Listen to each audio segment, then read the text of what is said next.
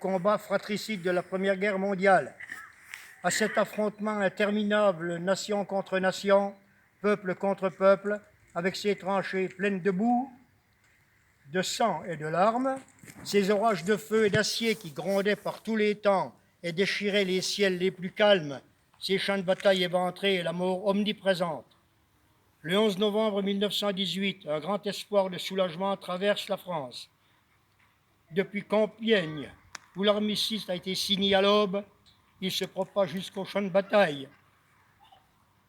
Enfin, après 4 interminables années de bruit et de fureur, de nuit et de terreur, les armes se taisent sur le front occidental. Enfin, le vacarme funeste des canons laisse place à la clameur allègre qui s'élève de volées de cloches en sonnerie de clairons, d'esplanades de grandes villes en place de village.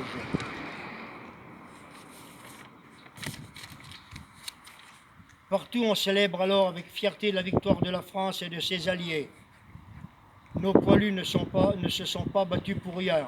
Ils ne sont pas morts en vain. La patrie est sauvée. La paix, enfin, va revenir. Mais partout aussi, on constate le gâchis et on éprouve d'autant plus de deuil. Là, un fils pleure son père. Ici, un père pleure son fils. Là, comme ailleurs, une veuve pleure son mari, et partout on voit défiler des cortèges de mutilés et de gueules cassées.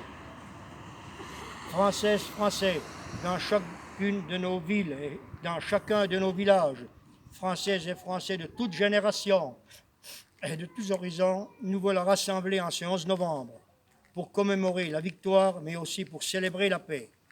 Nous sommes réunis dans nos communes, devant nos monuments aux morts pour rendre hommage et dire de notre reconnaissance à tous ceux qui ont défendu hier, mais aussi à ceux qui nous défendent aujourd'hui jusqu'au sacrifice de leur vie. Nous nous souvenons de nos poilus morts pour la France, de nos civils dont beaucoup ont perdu la vie, de nos soldats marqués à jamais dans leur chair et dans leur esprit, de nos villages détruits, de nos villes dévastées. Nous nous souvenons aussi de la souffrance et de l'honneur de ceux qui ont quitté leur terre et sont venus d'Afrique, du Pacifique et d'Amérique sur ce sol de France qu'ils n'avaient jamais vu et qu'ils ont pourtant vaillamment défendu. Nous nous souvenons de la souffrance et de l'honneur des 10 millions de combattants de tous les pays qui ont envoyé dans ces combats terribles. Françaises et Français, nous sommes aussi unis en ce jour dans la conscience de notre histoire et dans le refus de la répétition, car le siècle qui nous sépare des terribles sacrifices des femmes et des hommes de 14-18 nous a appris la grande précarité de la paix. Nous savons avec quelle force les nationalismes, les totalitarismes peuvent emporter les démocraties et mettre en péril l'idée de même de civilisation. Nous savons avec quelle célébrité l'ordre multilatéral peut soudain s'écrouler. Nous savons que l'Europe unie, forgée autour de la réconciliation de la France et de l'Allemagne, est un bien plus fragile que jamais. Vigilance, tel est le sentiment qui doit nous inspirer le souvenir de l'effroyable hécatombe de la Grande Guerre.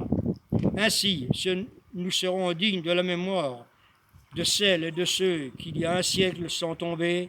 Aussi, serons-nous dignes du service de celles